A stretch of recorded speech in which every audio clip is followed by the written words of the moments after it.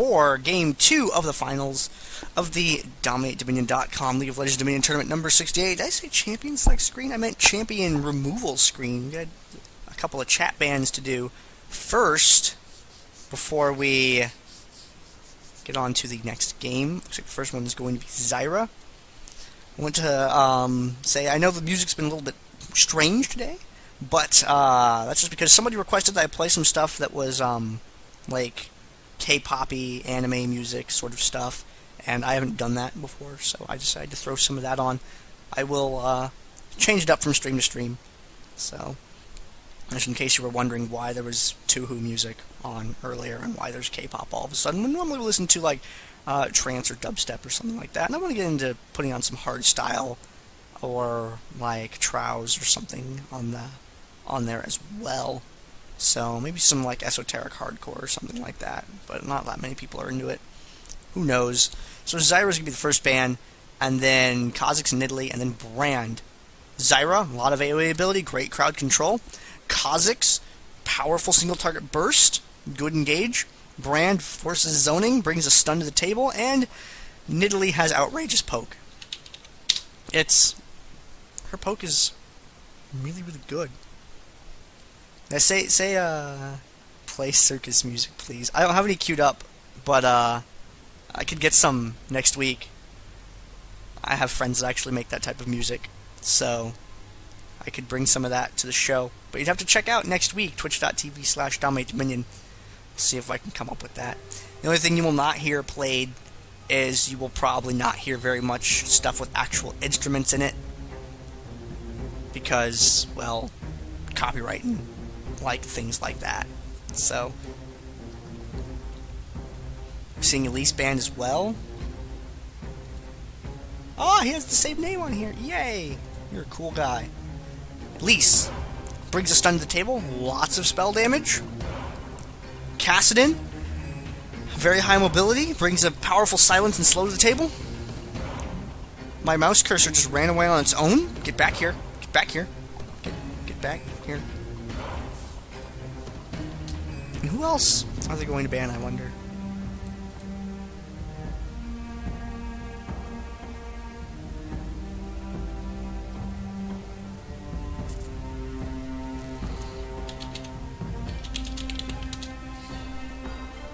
Master Yi and Maokai.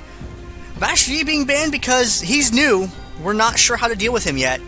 He also has true damage. True damage is very useful in this game mode, where durable and delay tends to be the name of the game. And then also, we're seeing Maokai has a snare, has an airborne, and if he can slap on a point, guess what? Vengeful Maelstrom, amazing ability, lots of damage reduction, very useful. Wukong, armor reduction, AoE airborne. Armor reduction means you pair him up with anyone else, especially Jarvan, so much damage coming from those guys. And then lastly, Teemo. Teemo gives vision on the map with noxious traps. He brings a blind to the table, lots of spell damage, and he's very fast.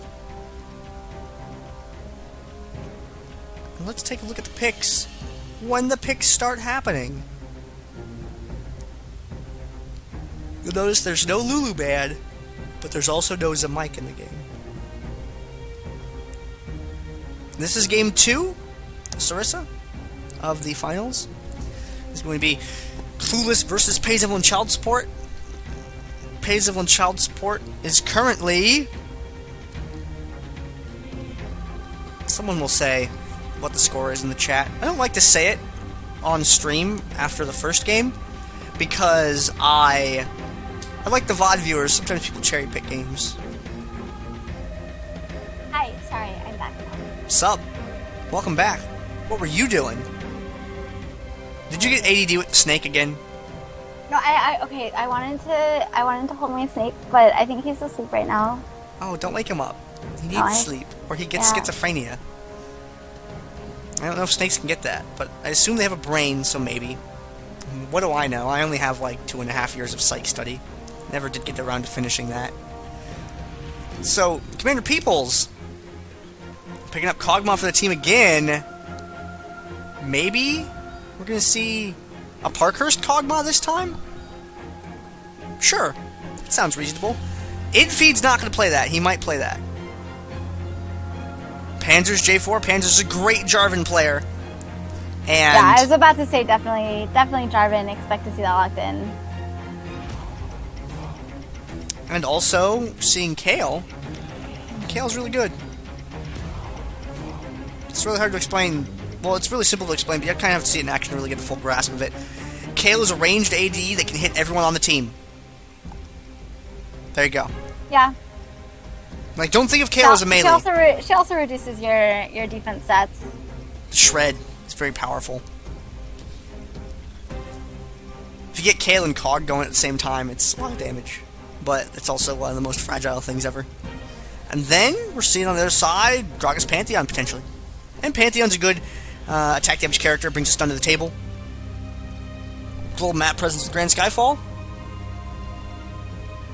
And Gragas has a lot of AoE damage. I'm surprised that he was banned instead of J4. That's a little surprising to me. Well, Yi is new and we haven't figured out. Dynov is not going to play Veigar because he doesn't know how. But someday he might. One time he forgot to change characters and got stuck with Veigar for a game. He traded off to someone else. Veigar is, when I was actually able to play very, very often, for those who don't know, I have a compressed ulnar nerve, and it gives me cubital tunnel problems, and just basically hands and arms go numb on the pinky side, and it makes it difficult to control a mouse after a while and other things. I played a lot of Veigar. Max cooldown reduction Veigar with a lot of mana. You build him tanky with a lot of mana and CDR. He's not a damage dealer at all, period. But what he does is he brings that Event Horizon to the table. Event Horizon lasts for a really, really long time. Plus, it's also a really long duration stun on top of that. 2.5 second stun, but the zone that it creates lingers, which blocks people off from getting onto a tower to capture it. Because they don't want to eat that stun, because they don't want to eat the damage that comes after it. The problem is, if you play Veigar like that, number one, the stun is paper thin. You have to be amazing at landing it. Number two, you have to be with someone else, because you're not killing anyone by yourself, unless there's an AP you can kind of blow up with Primordial Burst after a while. But for the most part, you need to team up with someone. You treat Veigar like a tanky support. And you can run the show with him, because he can delay like crazy, because his Q, I don't remember the name of him, sorry, has a really short cooldown. Baleful Strike. Yeah, Baleful Strike, that's it.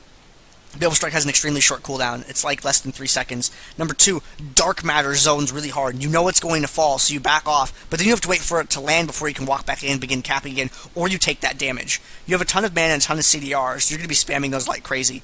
And if someone like Elise tries to think they're cool, you can just explode them. Because of Primordial Burst. But if you are not landing your Event Horizons, then you're not setting up the ganks for your allies that you want. Because you want someone who doesn't have an engage, you want them to have time to catch up to the fight. So you want to throw down that Event Horizon, let someone else like Urgot, who's a little slower, catch up, and just unload on them. And it's mostly his zoning ability that makes it so damn good. Is between Dark Matter and Event Horizon, the amount of time that you can take away from an enemy team it's amazing. But when you go into a game and say, hey man, look, I'm playing support Veigar, everyone laughs at you and calls you troll and you can't do it. So you can only do it with arranged teams, and even then the arranged teams kind of have to have a little bit of experience with it before you can actually pull that off. I'll see someone do that in a tournament once. Someday I'll see it happen. And hopefully they'll land those stuns. I won a game with the support Kassadin the other day. Why? What? How do you even support Cass? We were playing at Silver, and she's like quite possibly the single best Kassadin player on the server. She actually has the most Kassadin ranked games out of anyone on NA, and we were smurfing, and I locked an AD carry because I was first pick, and she got trolled, couldn't play mid lane, so she went bot lane with me, and we won. Huh. Support Kassadin OP. Well, you know what else is pretty OP? Zed. Dynov has picked up Zed. Dynov is a very good Zed player. He's also a very good Talon player. And if I remember correctly, Dynov also plays Garen. Might be crazy. But yeah, Veigar. If you guys want to try it out, man, you can, yeah, it's Veigar. I said it. It's Veigar. That's how it is. Veigar. You can get out, guy, if you don't like it. Because a bunch of other viewers that think it's cool. It's Veigar. But if I can't put on a good enough show for you, then don't watch. Sorry. It's actually not Veigar. It's actually Veigar. Veigar. Yeah. Look, Veigar, Viger. I hear it pronounced so many different ways. Just like Shako. Like, it's Shako. I know it's Shako because I saw, like, a video once from Riot about it, so I know how to say it. Yeah, Veigar is named after someone who worked at Riot who I think was really, really tall. And so they made the character Veigar super short, and yeah. I'm not going to call him BB. No, I won't do that to BB. Makes me unhappy. But these names need to come with a pronunciation guide. You have to get lucky and hope that a rioter says. Because they have like the champion spotlight, so you just say it however they say it in the champion spotlight. I never watched champion spotlights. They never tell me anything. Neither do I. They never tell me anything. I would watch them if they were informative. They're very well put together, and they're really useful for demonstrating the visual effects of how a champion engages and disengages from fights. And that's something that you can't get from text at all, but I would rather read the numbers on the abilities. Well, it does tell you how to pronounce the champion name. It's very useful. I guess we should go watch all those. You want to go from like A to O, and I'll go from like you should watch the Ezreal one because it's hilarious how bad Freak used to be at making the champion spotlights. Oh man, you know what? I think Freak's awesome. Freak got so much criticism in the like earlier days of League, and man, he's like the single most improved person in like Riot that I've seen from like their people that do stuff in public. Yeah, Freak is awesome these days. So much better. He is so good now. He is so good. Like, I remember when people would, like, you know, you'd have those trolls be like, oh man, can I watch this muted? Freak's casting, oh, it's awful. And now, like, you know, I used to not be a fan of his commentary, but I'd listen to it to be polite. And now I'm like, hey, Freak's casting, great. Because I know that he's going to bring quality to the broadcast. He's great. Like, I was an Airtime fan who became the fan, because he's so good now. I love that guy. Well, we didn't talk about picks at all. Half-Heart's going to complain. So, I don't know, I still can't do the thing where I when I'm casting Summer Drift, I can look at the picks and I can say, okay, this is what this team is going to do, this is their game plan, this is how they're going to win, if this goes wrong, they're going to lose, if this goes right, they're going to win, and I can do that for both of the teams, and I can say, like, how team fights are going to go, who's going to want to do what at, like, every single point in the game. I look at Dominion, I'm like, these look like strong champions. These champions are good. Here's the thing that makes Dominion difficult. There's like everybody can go bottom lane. Let's go ahead and introduce these two teams real quick, and then I'll explain what I mean. This is going to be Game 2 of the finals of DominateDominion.com League of Legends Dominion Tournament number 68. This game is going to have Clueless versus Pays Evelynn Child Support. Clueless' team, Commander Peoples playing as Malphite, Half-Hard playing as Gragas, Parkhurst playing as Kog'Maw, Sauron playing as Urgot, and Wolfer playing as Pantheon. I am one half of your commentators. I am Gandair, and co-commentating with me is... I am RheingoldRiver, and the other half of your players is going to be Pays Evelynn Child Support. It is Infeed on Kale, Panzers as Jarvan the Fourth, Dianov playing Zed, Carnival on Vi, and rounding out their composition, it is going to be Confrontaris. The last game was Elise, this game is Lux. And... Pretty good team fight from both teams, actually. I do expect to see the Kog'Maw once again decently tanky build with that Frozen Mallet. And Kog'Maw really a champion that takes a lot of items before he gets to be super strong. So early on, don't be surprised if Pays Evelynn Child Support does very well early. I mean, I wouldn't be surprised if they did well the entire game. But, you know, don't count Clueless out if they don't do too well early on. They will have that Kog'Maw. He will start to ramp up as the game goes on. And what we saw last game was... Kog'Maw took a long time to ramp up. He was just getting killed over and over and over, and then he got to the point where he could 1v1 anyone in the entire game. And yeah, that was GG. And that I can't make that joke because it's in poor taste. But ask me about it after the tournament, and I'll be glad to share it with you privately. In regards to RheingoldRiver's train of thought, this to elaborate what I was talking about earlier about anyone can go bottom lane, so you never really know what the team comp's going to be. If we look over at Clueless' side, Kog'Maw, Urgot, Gragas, all three of those champions can bottom lane pretty effectively. Parkhurst and Sauron are both players that regularly play in the bottom lane if, you know, their team comp calls for it. Half-Hard is probably unlikely to bottom lane, so I'd say, nah, we're not going to see him down there. Over on the other side, we're seeing Kayle, Zed, Jarvan. All three of those characters can bottom lane. Infeed knows how to bottom lane. Dynov's bottom lane before as well, so either one of those can conceivably do it. Panzer's probably would not, though. So you have 4 people that are options, so it's really hard to theorize the champ select screen where someone's going to go, unless a team has a very dedicated bottom lane player. Like if Metal Fenrir plays Olaf, he plays for Team Amputees, he's probably going to go bottom lane with Olaf. He's a very good Olaf bottom. If he plays something else, he's probably going to go up top. Wolfer plays a lot of bottom lane champions as well, so if you see him in a game, you'll see him down there. Wolfer, Fizz, Janna, sometimes you see him on... You saw Nocturne from Wolfer in the LoL Pro tournament, and that was amazing.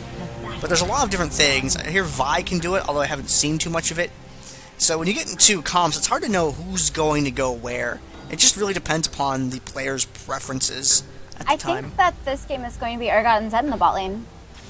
Urgot Zed, down there, bottom lane. I'm just predicting that. Yeah. Predicting that in the future. It's a very good My call. predictive skills. Blue team has captured the quarry. Up at the top, Malphite's going to be the last one of the party, and Malphite is pretty useful against Jarvan and Vi, so we'll have to see how that plays out as the game goes on. Wolfer taking a bunch of the damage up front. Wolfer may be the first one to fall here, although Panzer's getting chipped away very, very quickly, and it looks like Jarvan is going to be the first one to die. And oh, Half-Hard picking up the double kill, able to take out Jarvan as well, and now forcing Infeed away. And in the bottom lane, what? Sauron, at 2 minutes, has already killed Dynov 1 time. Wow. I wish I had the camera on that to know what the hell happened. Don't even know. I'm going to go ahead and rewind and watch that and let you keep going. Yeah, go ahead and do that and tell me what happened down there in that bottom lane. Both teams moving around the middle of the map, not a lot going on. Clairvoyance in the center of the map. Wants to highlight the bushes, make sure they can see that it's safe. It was actually really boring. Oh, he just got chipped out? Yeah. Oh. Well, hey, you know, it happens. But it's just really surprising that it happened, like, just barely past 2 minutes. Malphite heading in first, that's who you want to go in first? Oh, Wolfer with the stun takes a lot of damage in exchange for sticking his head out so early. They turn their attention on to Panzers immediately, but without Pantheon, a lot of their damage is missing from this engagement.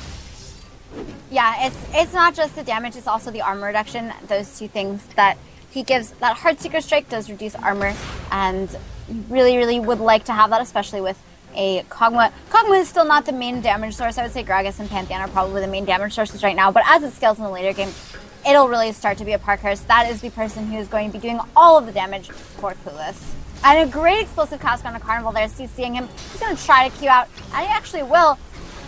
Does the Parkhurst have enough range on his ult? Not quite yet. Light Binding lands there onto Malphite.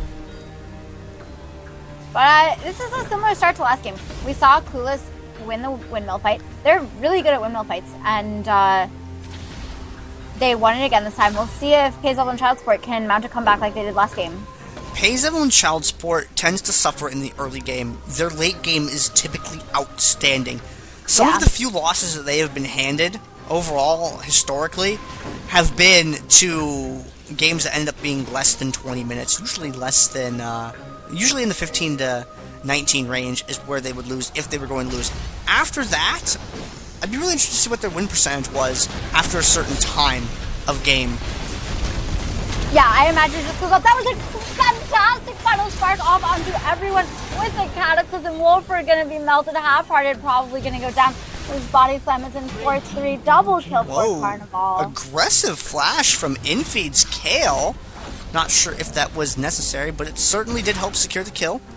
And Lux, no, cannot go for the windmill. Gragas is going to be there to defend against that. So she's going to go ahead, take this opportunity to recall. And Pantheon, seeing a little bit of the Talith PA build going on here, where you buy all of your requisite longswords up front. It gives you a nice little damage boost before people have really built up armor against it, and then you start converting them into actual items later on. Yeah, that actually sounds really strong. Something that Talith PA used to do a lot with Riven. Good explosive cask up at the top. Carnival taking a lot of damage for it. but she is going to be able to stop them from taking the point. Wolfer gets jumped on, and he's going to go down. Parker's now chasing a little bit.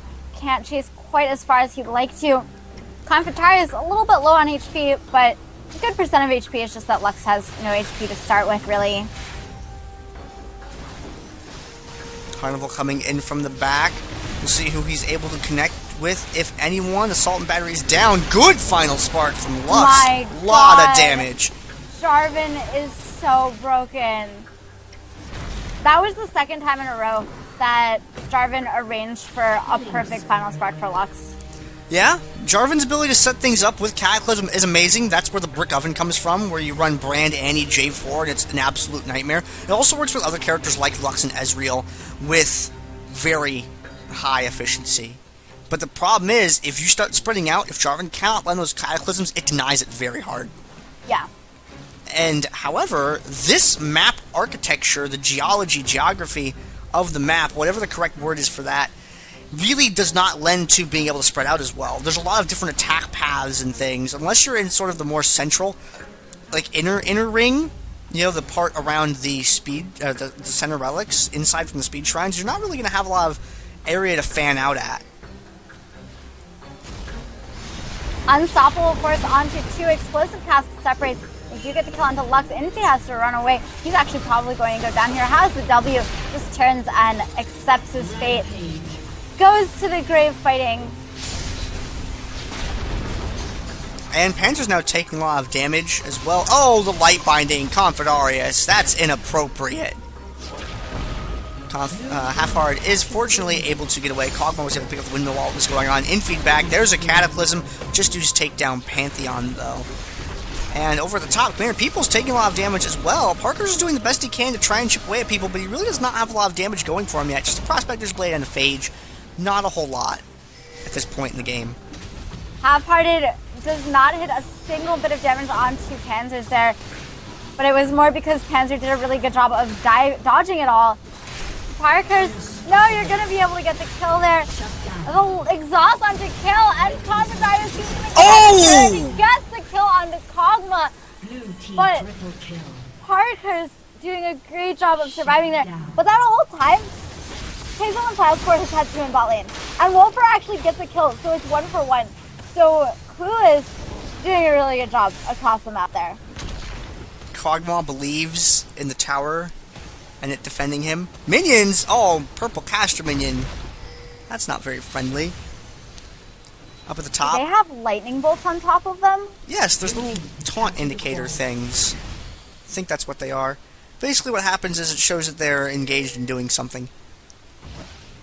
It's Whoa. If something has gotten the minion's attention, it will flash. That's new, right? Yeah, it's relatively new. Just like I've a week never or seen two. that before. Whoa. Half-Hard taken down by the final spark from Confidarius. Confidarius taking a lot of damage in exchange. Oh dear! The light binding is going to end a Parkhurst after a dramatic pause.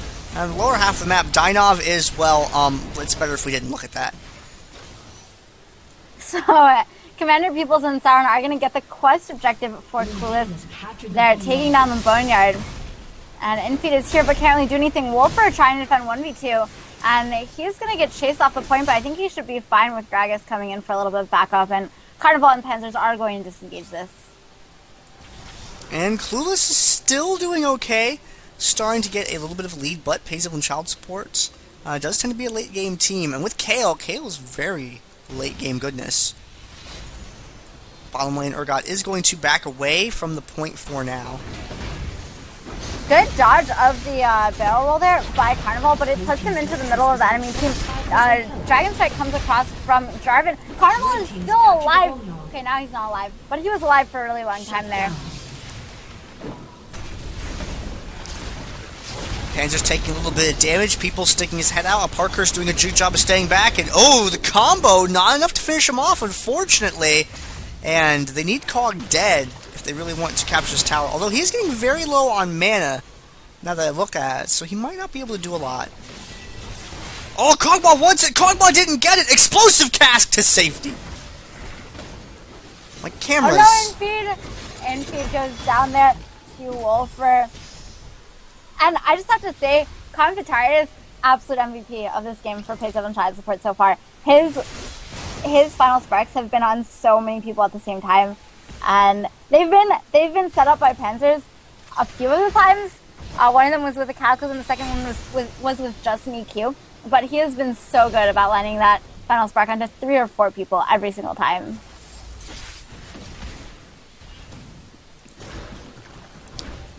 Pantheon and Gragas moving around the map, using the Clairvoyance to see where the enemies are. They know Lux is going for that relic. They're not going to be able to stop her, unfortunately. Half-Hearted may have gone for it, but he was a little bit too far away.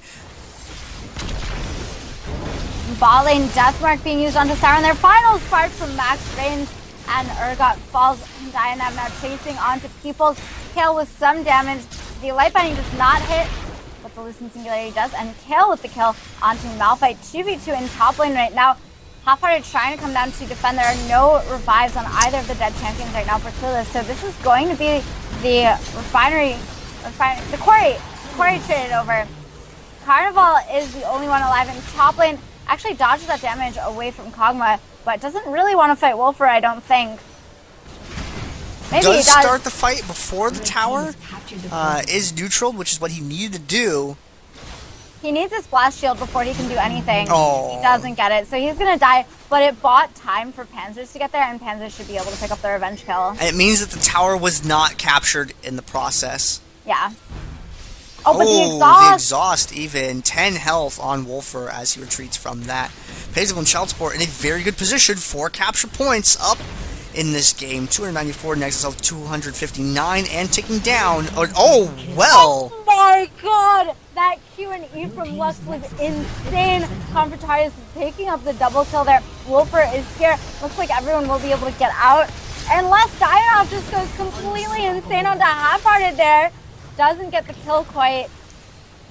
What can Confratarius do? He's gonna get the kill on the Wolfer. I don't believe it. No, he's not. Gragas with the shutdown with that barrel roll. Vi is here. There's the body slam out from Half-Hearted. Lands a barrel roll. Carnival, a click into the bush, please. What's the cooldown on Q2? Actually gonna use his ult there and now try and get out. Has the Q.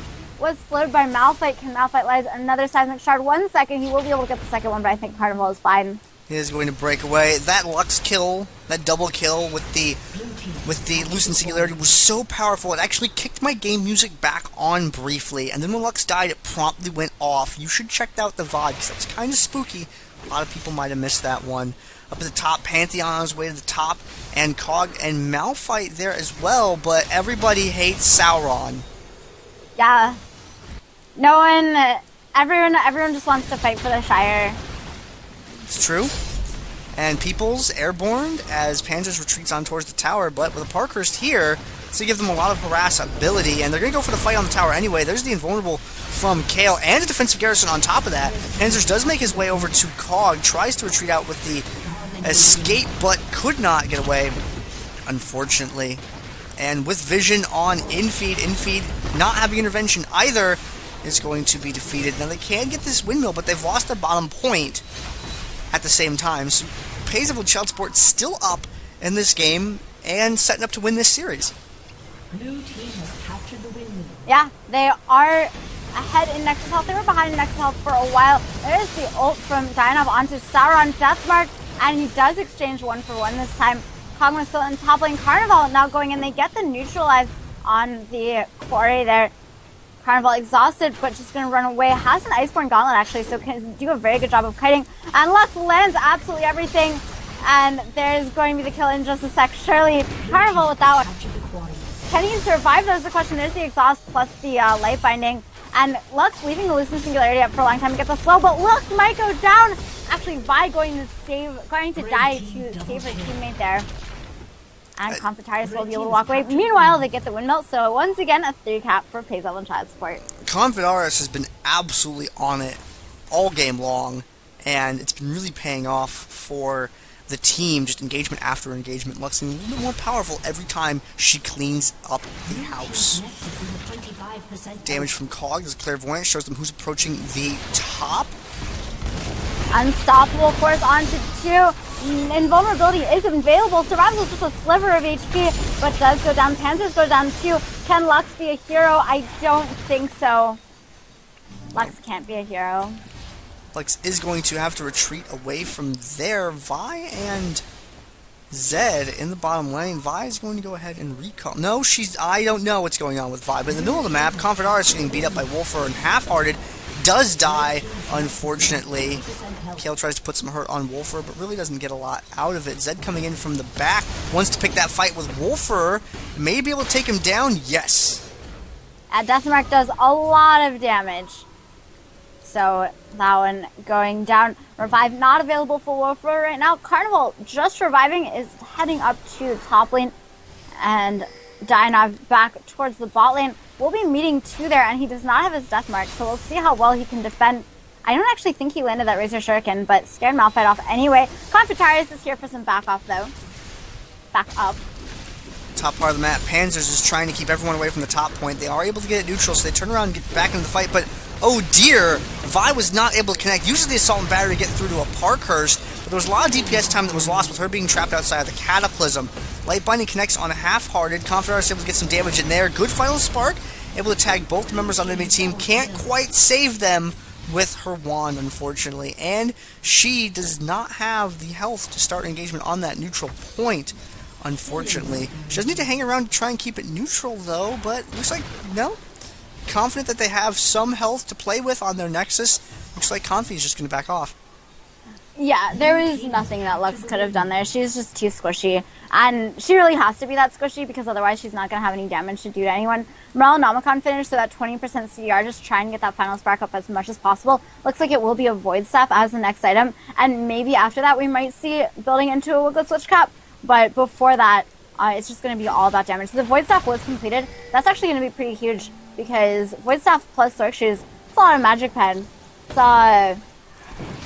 40% Magic Pen, plus another 28 flat Magic Pen. And Carnival didn't hit anything with the Q, but there's the Assault and Battery onto Wolfer. Kale is here. Final Spark is actually only one there.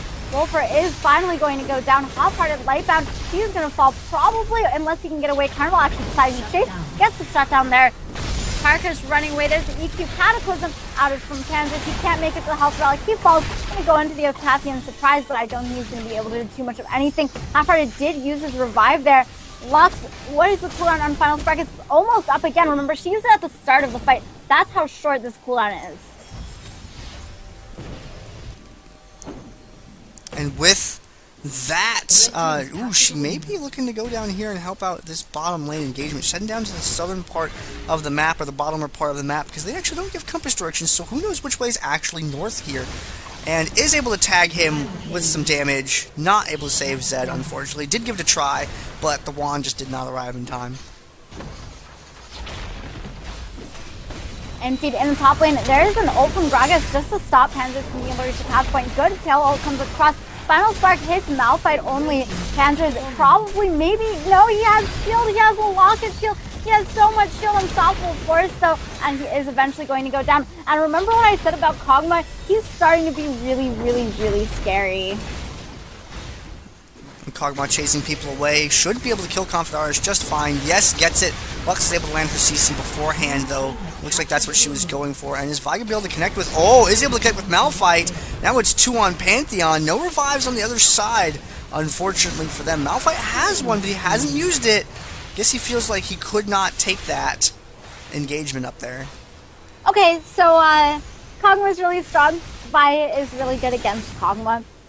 And Kog'Maw did end up going down, so Windmill goes back to face on Child Support. So they lost about 70 Nexus health there as Sauron goes down again in the bot lane. And Lux once again picking that up. Lux with 12 kills, Vi with 12 kills. Yeah, 12 kills and 12 kills is 24, divided by 8 is 3, Half-Life 3, I don't know, guys. Panzers and Half-Hard in the middle of the map, trying to get those Storm Shields, but it looks like only Half-Hard will be able to secure theirs. And Dynav, coming up from the top, actually is going to stop the Storm Shield capture. He gets kicked out of the fight, though, and is trying to retreat and may die to the dot, damn it. Nope! Dynav just barely able to get away. OP. That was a great Living Shadow there. Kog'Maw goes down once again. Commander Peoples getting CC'd, getting slowed, getting killed. Double kill for Carnival. There's a lot of minions on their way to the windmill. Not quite enough to neutralize this, so they'll be fine. They can actually just start capping the refinery now. Good dodge by Half-Hearted. A lot of positioning going on. I want to answer a question in the chat after the stream by Dog Cotted it, but it'll have to wait until after this game is over. And I'd be glad to explain that to you after the fact. Infeed and a Parkhurst see each other, but neither one of them is going to engage against each other. And Kog'Maw in the top part of the map. Oh, Final Spark. That one does not connect, unfortunately. Blue team has captured the refinery. It doesn't connect, but it's such a short cooldown. 25 more seconds and it'll be back up. And Confidar is playing with fire, or playing with Void User, playing with something is going to die. Great ultimates from Parkhurst. He is level 18, has that max range on his living artillery. And it is just crazy insane, the range on that. Amazing kill onto Carnival there. Oh my god. But Parkhurst, with just fantastic awareness, is able to pick up the kill. Panzers is going to fall too. A triple kill for Parkhurst, and the windmill going back to Clueless. I'm trying to find... And this is going to be a 4-cap. It is. And... Not quite. Not quite. No, it's going to be a 3.5 cap. For some reason, actually does not show tenacity on the card. Which is strange. And as someone pointed out that there is a Moonflare Spellblade, which is a ranged-only item on Gragas. We literally proved last night that you still get the stats from it. We went into a custom and tested it, and Half-Hearted himself, the one that's using that, was the one that tested it. So Lux did fall there, but it was 1-for-1 as Siren also went down. And 105 points on the Nexus remain for Pazel and Child Support. They're about to get their second point back, so they'll start hemorrhaging points a little bit less quickly. Clueless only with 22 points, but they do have the 3-cap right now. They need to hold on. If Pazel and Child Support gets the windmill back, do you think they're going to be able to hold the 3-cap for the rest of the game? Or they may be able to. They only need to delay for a little while. Jarvan has his revive, which is going to be helpful, and Infeed will have his up shortly as well. If the game goes on long enough, Dynov will also get another one in before everything ends. And you get everything but the tenacity from Moonflare Spellblade if you are a melee. So only ranged get the tenacity, but other people will be able to get the other stats from it. And oh dear! Panzer's going in onto Parkhurst. He's with 3 though. Remember, he does have his revive, so he'll be able to rejoin the fight. But that was a great ultimate across from Gragas. Flash out from kill. Carnival trying to stand for as long as he can, but that's not very long. The invulnerability from Infeed at the last possible second gets a little bit more damage, but he's going to go down too. Dianov with some good micro with that Living Shadow gets the randoms down to Half-Hearted, but he is exhausted. I don't think he's going to be able to get the kill. No, a double kill for Malphite there by escaping. And this could actually be a 4-cap from Clueless. Maybe not. Looks like Urgot is going to be chased away. Infeed back with that revive. They did buy enough time to get back out on the field. Sauron being chipped away. There is the final spark on him, doing a lot of damage there, and chasing him back away from the point again. Carnival is not tanky enough to be doing this. He's going to go down. Confratarius has no mana right now, so he can't really do anything. They're focusing onto Kale because they know that there's nothing Lex can do. Cass comes across, Infeed, invulnerability, but it's not lasting for long enough. Half-Hearted with that kill. 41 points only remaining for Pazel and Child Support. They have a revive on Zed, but Zed is alive right now, so that doesn't really matter. He's actually going to go into Commander Peoples. The ult comes, Zed's going to fall. He has the revive though, so he doesn't care too much. He's going to try and get back. 34 points only remain on the Nexus. Has that extra move speed. He will stop the capture, but it's still neutral.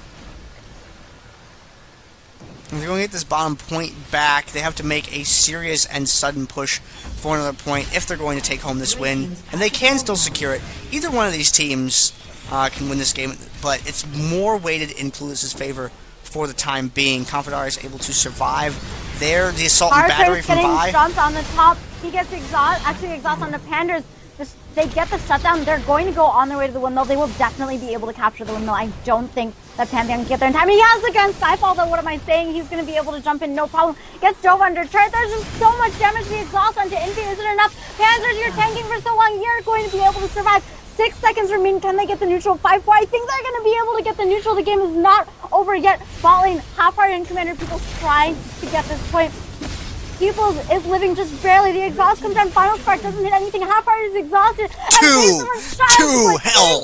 Two health left on the Nexus. The 3 kept back. Pantheon on his way up to the top part, and it is cap or KO at the top part of the map now. Luck's on her way as well. Kog'Maw there, Jarvan, all they have to do is delay for a little bit. Light Binding lands, and Kale diving on the point with the invulnerable. Jarvan just needs to show up, and oh dear, Carnival says, hey, I think my team is going to win. No? Not a Manor DC? I think that was actually a real DC. Not a Manor DC. Yeah, so Infeed saying, hold on. Luck saying, real. Yes, no joke. Okay, I'm going to take this quick second. There was a person in the chat, Dogco did it. I'm not sure how I want to pronounce that. He asked, let me scroll back up. It was a question of, Summer's Rift versus Dominion, and why don't, let me tab back over really, really fast and scroll up so I can get the exact word. I do not want to misquote his question. Was asked in here. Oh, it's up further than that. Let's see. If SR is boring, explain why there's so many more people playing it over Dominion. There was actually a very, very simple answer to that question, which was actually addressed in an interview with a different games developer that I conducted while I was at MLG Anaheim recently, a couple months ago. Summoner's Rift was the only game mode that existed at first. And that's what everybody grew up with, effectively. People also grew up with Dota. People also played, Heroes of Newerth. There were a lot of other different MOBA games that came before a MOBA capture and control, which is League of Legends Dominion. And this is the first one of this type. It's the first person to experiment with it. So people grew up with the 3 lanes. They know the 3 lanes. That's ingrained in their head. That's what they learned to play these champions on. It's much easier for them to understand and be interested in the game mode that they know well. When people move over to a game mode that they don't know as well, it's very easy for them to dismiss it as not competitive or not balanced or bad, just because they're not as familiar with it. And that's one of the main reasons why we see that bias, unfortunately. Now, I feel like if Dominion had just been released as its own game, in its own environment, without having to compete against the laning, then we might have seen something different if it had gone that way. If you're curious about that line of thinking, there's an interview that I'd like you to check out on my YouTube channel, youtube.com/VatoClan. We conducted an interview with Cardell Kerr, who's the creative director for a game called Infinite Crisis that has opted to open with a capture and control game mode, and they're going to be releasing their 3v3 lane map last. When they launch, they will have all 3 of their maps available to play at the very beginning of launch. So in closed beta, they're going to do all 3 of the maps. They're going to make sure they're all released and ready to go simultaneously, so that way the people can sort of choose, and they're going to answer that question of what happens if you give your player base the option of choice. It will be very, very interesting. I have to cut to the overlay because the delay is almost worn out. I don't want anyone to be able to tab over and see positioning at the last second. So I hope that answers your question pretty well, but that's the dominant reason why, is people are just so accustomed to one game mode that they don't really give the other one a chance if they have a bad experience with it. And if they do have a good experience with it, they might have friends that have bad experiences with it that say they don't want to play it because they don't like it. That's the case with me. A lot of my friends are big Summoner's Rift players, and I have to, talk them into playing Dominion for them to even actually, come over and check it out. And then they're like, oh, this actually isn't so bad. So, I hope I did that justice for you. We have the reconnect. Cool. Yeah, great pause timing, man. That was a very, very good question that was asked, and I'm glad I got to answer that. I guess the other side I'd like to say is I don't think that Dominion is more exciting than Summoner's Rift. I think they're exciting in very different ways. For me, I'm mainly a Summoner's Rift person. I love casting Dominion. Occasionally I'll even play Dominion. Oh my goodness. But the little nuances in lane positioning are really exciting in Summoner's Rift. And in Dominion, you tend to not see things on such a minor scale. Things tend to be a lot more flashy. And I would say both game modes are equally exciting, and Dominion is a lot more fun to watch, probably, for someone completely new to the MOBA genre. I have a lot of appreciation for the strategy of laning. I just do not enjoy it. It's not exciting. It is interesting, though. At a live event, when there's good commentators explaining it, a live event meaning like broadcast or like actually like sitting in an audience, at an MLG or something. But when you have good commentators that can really explain the laning phase of the game, I can sit through and watch some games, but the commentators have a lot of work to teach that to their audience, whereas here in Dominion we have to teach the team fights and the positioning and what team fights mean and why some kills are, why some people just throw away kills and things like that. And in Summoner's Rift, the late game, depending upon how the early game goes, can be weighted more heavily one way or the other. I think there's more of an opportunity to come back in Dominion, which makes it more interesting from a player and commentator perspective, but in Summoner's Rift there is the setup of how you get to that late game and how you install yourself in a dominant position in the late game, and I think that's what interests a lot of people about that particular game mode. And it can be fascinating to some people, but it's not flashy, as you said, Rheingold. There's not a lot going on that's like jumps out in your face, but there is definitely a lot of strategic element to it that is very, very subtle, and you either have to know about it from playing, or you have to have a good commentator that can highlight what's going on and say why a deny was good, or what the actual effect it has on the later portion of the game, so people see it in the correct context going into, the mid to late game of SR. Yeah, I don't know, like, for me as a player, I prefer the more strategic, okay, what path is a jungler going to take for the first however many camps? Like, I love thinking about that. I love analyzing that. And what is the timer on this ability? Like, timing the enemy AD carries spells, like, to the nearest 2 or 3 seconds, that can make a huge difference on how you play a lane.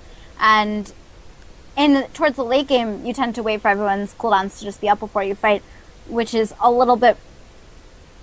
I don't know, I guess on Dominion there's a lot more fighting without ultimates. And I also think that, like, as the Dominion community grows, there'll be a lot more strategy that's done. Because you just need a huge player base, and you need a huge base of really experienced teams to scrim against each other, to practice together before you're really able to, like... I mean, I don't even think that Summoner's Rift is close to understanding the game in its fullest. Like, the top Korean Summoner's Rift teams, I don't think they're close to understanding the game perfectly. Yeah, there are... we were talking about this when we were in MLG Anaheim, is that there are nearly 300, or not 300, there's nearly 120 characters in the game, and that's a few hundred abilities to remember. But it's also, quadrillions of different possible combinations of champions. It's a lot to think about, and there are plenty of comps and combinations that we have not seen. I'm sure somewhere out there was a comp where it can win a 4v5, but it's only 2 specific champion setups. Like, if you have these 4 champions, they will be able to beat these 5, but only if it's that particular setup of 9 characters. And I think that with people with more eyes on it, you can explore it more. And that's one of the things that I like about Dominion every week, is that there's more and more eyes on the product effectively. There's more people that look at it from different angles and, help us to be able to, explore this and put on an even better show for you guys. Because the more people we have playing, the more people we have competing, the more different styles of play we see. And the more times that Summoner's Rift teams will actually come over and compete, even once or twice, we'll see some things that we just didn't think were something that could happen. There was a team Roseflyer that used a very good combination of Katarina and Master Yi, and they mostly play Summoner's Rift. They just came out here to play around, but we saw, hey, what happens if you take 2 reset champs and set them up with a pair of good bruisers, and you let the bruisers engage. You have Yi Alpha Strike in, like he takes, he pulls some damage off people. This was when Yi was still AP, and then Katarina will go in and finish someone off, and that gets a reset for her and Yi, and then they just clean up the whole fight. And people would always say, oh, that's not very viable, because then all your damage is AP. But it worked just fine, because the early pressure was so powerful that they were able to win the game before the enemy team was able to get their MR really going. Like, there's a lot of things like that happen in both game modes. And just the more eyes that we can get on Dominion, the more we will learn about it. And I'm really excited to see where it goes as we get more and more people. And, another thing to note, trees isn't even explored at all yet. Like, what sort of 3v3 matchups are out there that we are not seeing? Like, what could we learn from watching a third game mode? I mean, in Summoner's Rift, we learn a lot of things about positioning and poke from the laning phase. In Dominion, we learn more about champion interaction and team comps, how they work together in a team fight environment. And then the poke comes later in Dominion, whereas in Summoner's Rift, the team fights come later. Each one is more front-load with another thing.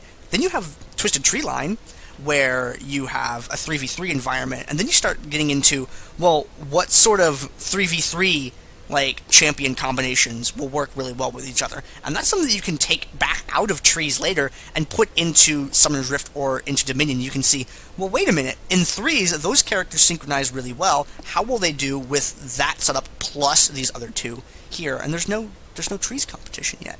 There's so much we don't know about this game, and I just feel like that it could, you could just keep looking and finding new things. It's really exciting.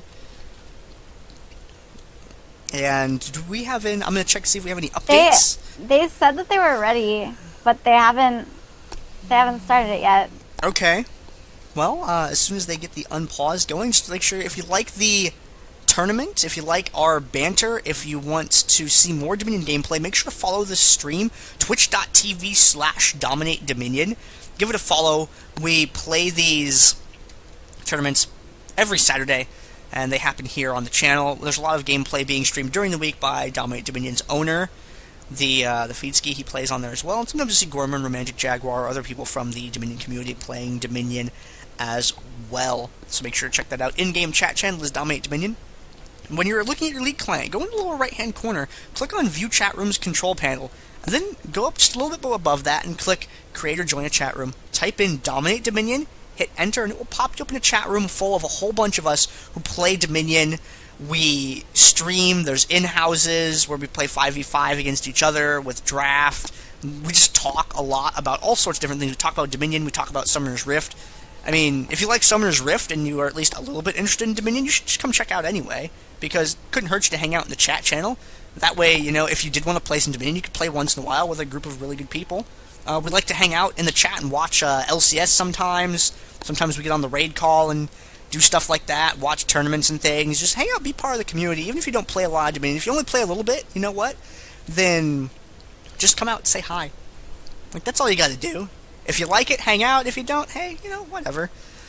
And if you want to follow them on Twitter, @DominateGaming on Twitter. And if you like me, you like hearing me talk, maybe you want to know a little bit more about what I do, follow my gaming clan on Twitter, @VatoClan, or YouTube as well. You can find past VODs of Dominate Dominion tournaments in playlists by tournament. You can go back, see, if you wanted to watch Dominate Dominion 7, you can go back in time and do that. If you want to go back in time and see some of our other casters, Chobra, Forecourt Jester, Birds, Kuriono, Generic, a lot of other people have commentated these tournaments.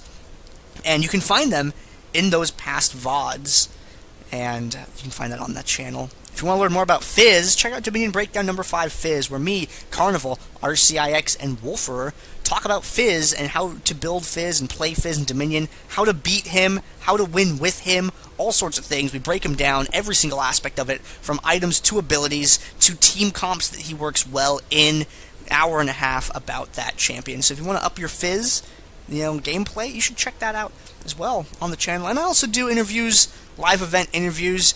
You want to see Fancy Wolf? He's a streamer. Twitch.tv Sir Fancy Wolf. Are you a fan of that guy? I did a live interview with him at MLG Anaheim. You can see what he looks like, hear his thoughts about this game and other games. Do you want to learn more about supports in Dominion? I conducted an interview with Zamike, who was the captain of Blind Pick Banditos, and he now plays sporadically on other teams in Dominion competition. He's the best Lulu player in North American Dominion, and arguably the best support player, period, in North American Dominion. And you can see an interview I did from MLG Dallas 2012 that I had recently recovered and been able to post for you guys.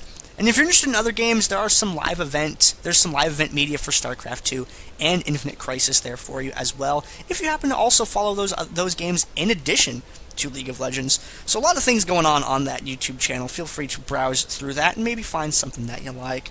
My co-commentator RheingoldRiver is also on the internet. Where can people find you at? I am on the internet. I already posted my Twitter in chat, and you can follow me there, twitter.com/RheingoldRiver. And I have a stream, twitch.tv/RheingoldRiver, and pretty much everything I do is there. I have a Sona guide on the Solomon site, but that's not as interesting, and I only mention it because we have absolutely nothing to talk about during the pause timer. Oh man, there's. But I can think of some more things to talk about.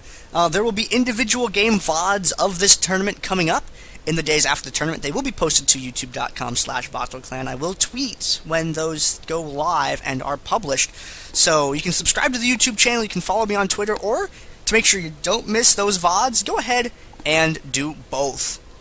Especially the subscribing on the YouTube. Those statistics actually help out a lot because other people care about them a lot. So when I say I do media, they say, hey, what's your subscriber base? What's your viewer base? And for me, I only care about the views. If people are watching the videos, I'm happy. But other people really care about my subscriber number a lot. And it's going to help me find some work in the industry. So please, subscribe to the channel if you like it. And what do you mean you think Spectate broke? So Mike, don't scare me. So what's with Spectate? Game was over like 10 minutes ago. I don't know. I'm not going to tab back just on the off chance you're trying to snipe positioning, man. You know.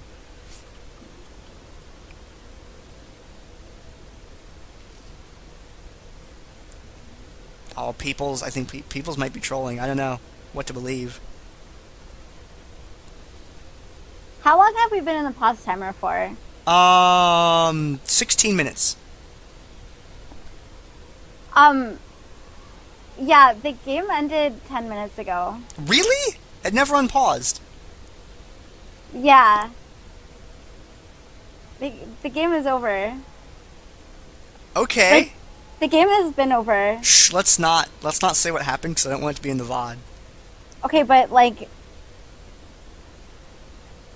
I don't. This is gonna be the best cliffhanger for the VOD viewers ever. Guys, what happened? I should just cut the stream right here and just be like, nope, no one knows. It's the invisible tournament. Hold on. It says, well, we can't unpause it ourselves, otherwise we could just rewind it. So I guess. Well, I have the post-game screen. Oh, you do? And I messaged one of the players, and he said it ended 10 minutes ago. Okay, well, guys, we will see you in potentially a Game 3, or maybe this was where it ended.